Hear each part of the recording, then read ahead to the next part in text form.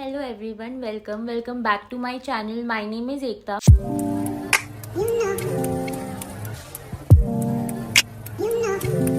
क्योंकि मैंने प्रॉमिस किया था कि मैं हर एक सब्जेक्ट को अलग अलग लेके चलूँगी इन सेपरेट वीडियोस, तो मैंने फिजिक्स और केमिस्ट्री के ऊपर ऑलरेडी वीडियो बना दिया है, so you can go and check that out.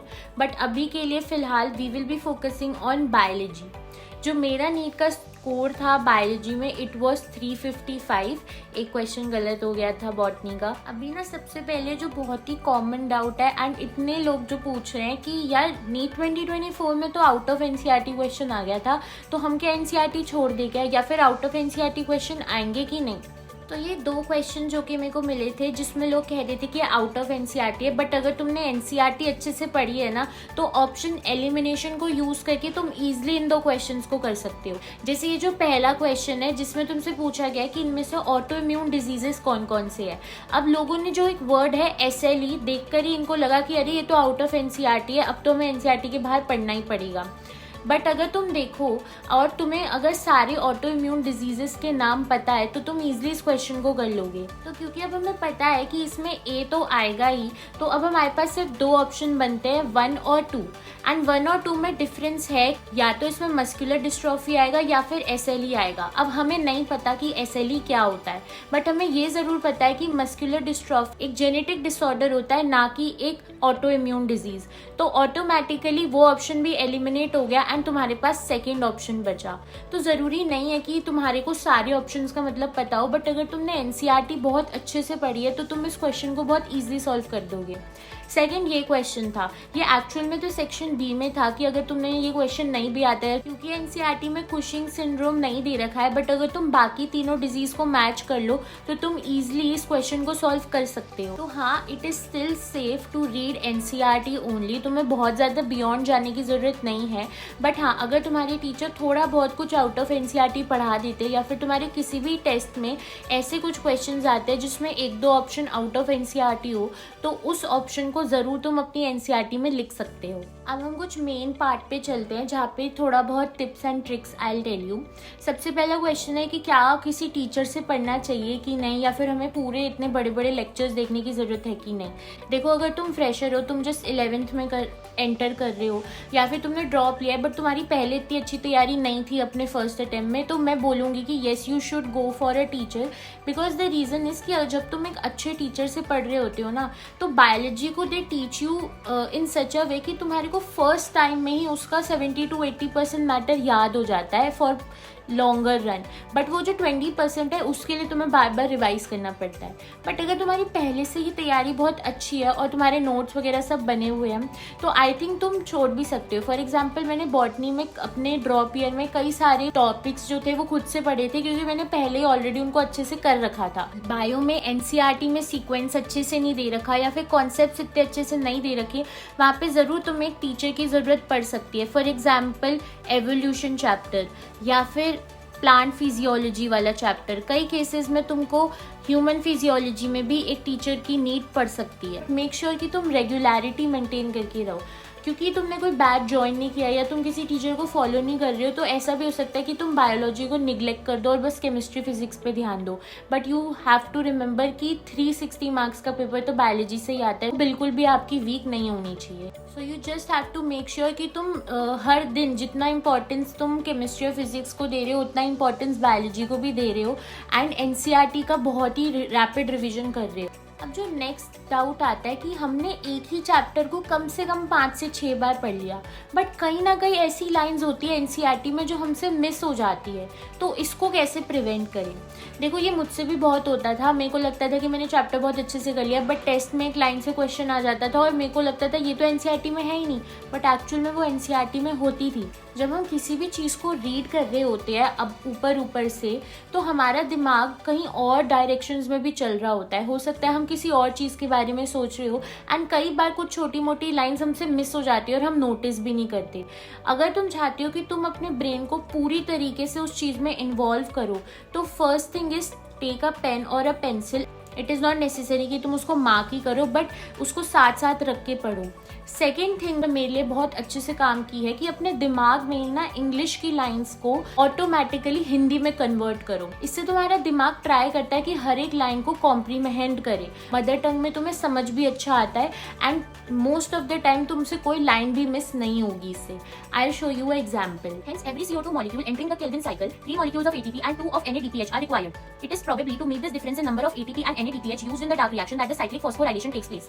तो तुमने इससे कंक्लूजन निकाला होगा कि हाँ 2 ATP लगते हैं और 3 NADPH लगते हैं, बट इसमें तुमने एक बहुत इंपॉर्टेंट लाइन मिस कर दी। इसलिए जितने भी CO2 मॉलिक्यूल जो कि केल्विन साइकिल में एंटर कर रहे हैं उसमें से 3 मॉलिक्यूल ATP के और 2 NADPH के रिक्वायर्ड होते हैं। इसी डिफरेंस को पूरा करने के लिए जो ATP और NADPH के बीच में है डार्क रिएक्शन में साइक्लिक फॉस्फोराइलेशन होता है।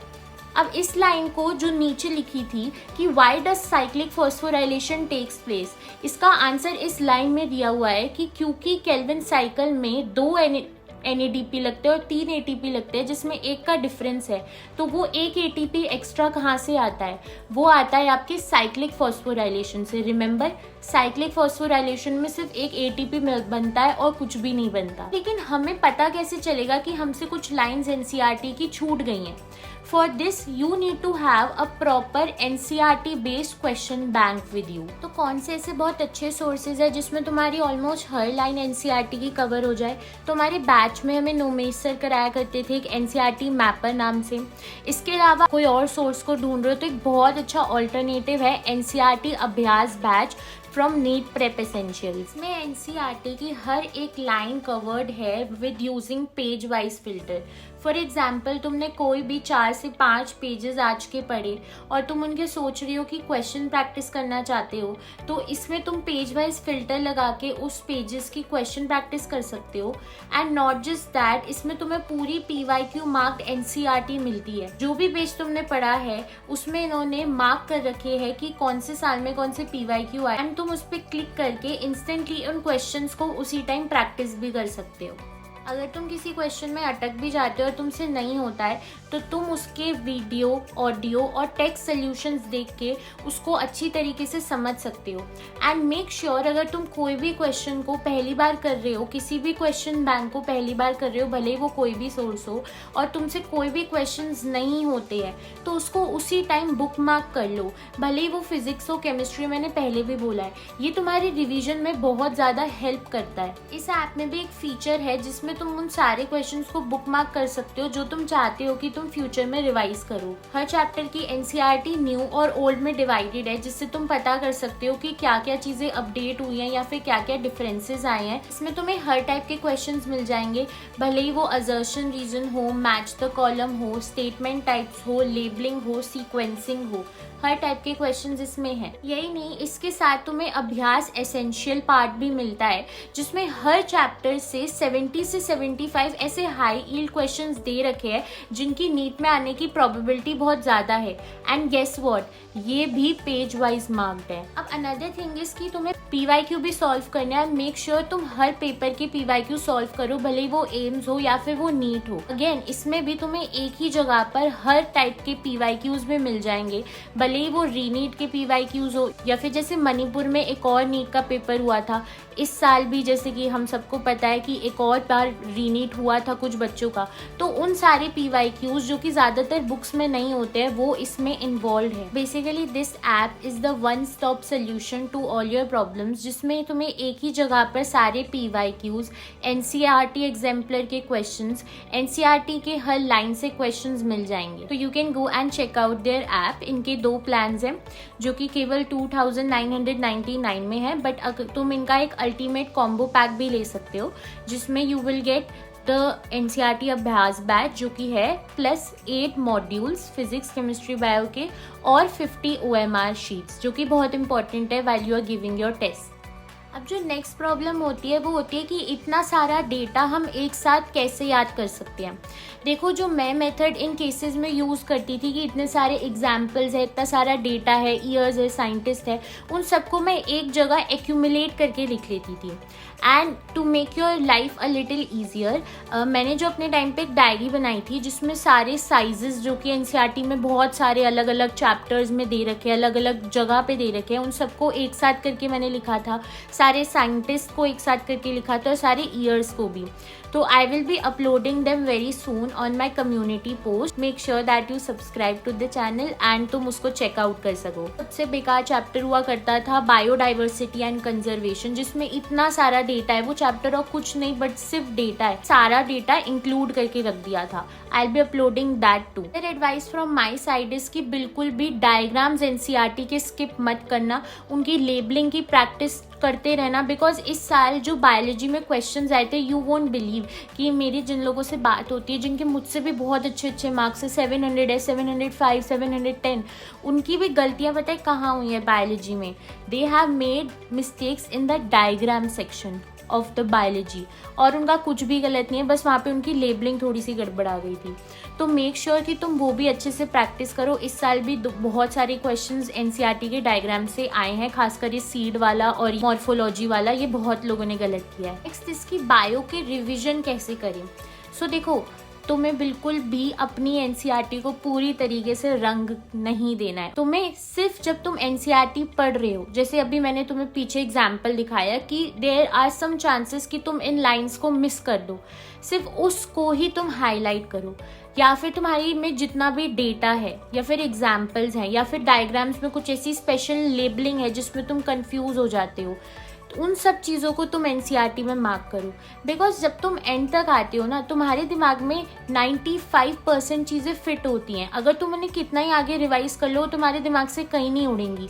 एंड मोमेंट पे तुम्हें सिर्फ वो चीज़ें रिवाइज करनी होती है जो तुम्हारे दिमाग में नहीं है और तुम उनको मिस कर देते हो। एंड इसलिए ज़रूरी है कि तुम एनसीईआरटी में सिर्फ वो ही पॉइंट्स को मार्क करो, ताकि एंड में तुम डिफ्रेंशिएट कर सको कि कौन से पॉइंट्स तुम्हारे लिए इस मोमेंट पे ज़रूरी है रिवाइज करना।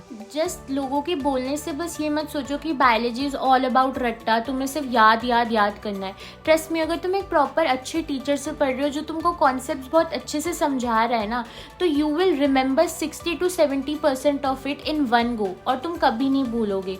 जैसे कि कुछ कॉन्सेप्चुअल चैप्टर्स जिसमें तुम्हें एक सीक्वेंस से पढ़ना है, जैसे कि एवोल्यूशन हो गया या ह्यूमन हेल्थ और डिजीज हो गया। मैंने पहले भी मेंशन किया कि उन सारे क्वेश्चंस जो कि तुमसे एक बारी में नहीं होते हैं, उनको तुम मार्क कर लो, ताकि रिवीजन के टाइम सिर्फ तुम अपनी गलतियों को रिवाइज कर सको। तो बायोलॉजी में शॉर्ट नोट्स की ज़रूरत है कि नहीं, पर्सनली मैंने तो नहीं बनाए थे, सिवाय उन कुछ चैप्टर्स की, जैसे कि मैंने बताया बायोडाइवर्सिटी एंड कंजर्वेशन जिसमें बहुत सारा डेटा है, या फिर मॉर्फोलॉजी जैसे चैप्टर जिसमें बहुत ज़्यादा एग्जाम्पल्स हैं, और एनिमल किंगडम जैसे चैप्टर, इसके भी मैंने शॉर्ट नोट्स वगैरह टेबल्स अपलोड कर दिए हैं। Another thing is plant growth and hormone, जिसमें बहुत कन्फ्यूजन हो जाता है हार्मोन्स के फंक्शंस के बीच में, तो उनको तुम श्योरली एक टेबल के फॉर्मेट में अलग से बना के रख सकते हो। इससे तुम्हारा रिवीजन का प्रोसेस बहुत फास्ट हो जाएगा। या फिर तुम्हारे को कोई ऐसा प्रोसेस है जो कि याद नहीं होता, एम्ब्रियोनिक डेवलपमेंट का जो एक पूरा प्रोसेस दे रखा है ह्यूमन रिप्रोडक्शन में एंड में, वो पूरा प्रोसेस मेरे को याद नहीं होता था, तो मैंने उसका पूरा फ्लो चार्ट बना के चिपका लिया था and I used to revise it again and again. बात करते हैं पेपर अटेम्प्टिंग स्ट्रैटेजी में। ऑनेस्टली बायोलॉजी में एज सच कोई स्पेसिफिक स्ट्रैटेजी तो नहीं थी मेरी, because most of the part मैं फर्स्ट टाइम पे ही कर देती थी। ज़्यादातर एंड तक बस 2 से 3 क्वेश्चन छूटते थे जो कि नहीं आते थे, बट स्टिल सबसे पहले I use to attempt the bio part, then physics, then chemistry. सबसे पहले I use to do all the question जो कि मेरे को एकदम से आते हैं, I can complete them within 1 minute. Second part में I use to do those questions जो कि मेरे को थोड़ा सा टाइम लेंगे, बट मेरे को वो क्वेश्चंस आते हैं। हो सकता है वो कैलकुलेटिव हो या फिर जेनेटिक्स के हो, अगर हम बायो की बात करें तो। एंड थर्ड टाइम पे आई यूज टू डू क्वेश्चंस जो कि मेरे को बिल्कुल भी नहीं आते। तो that's all for this video. The key point जो कि हमारे पास आता है बायोलॉजी को मास्टर करने के लिए इज द रैपिड रिविजन और क्वेश्चन प्रैक्टिस, जो कि हर टाइप के हों। इसके अलावा बहुत ज़्यादा कॉम्प्लिकेट करने की इस सब्जेक्ट को ज़रूरत नहीं है। Thank you.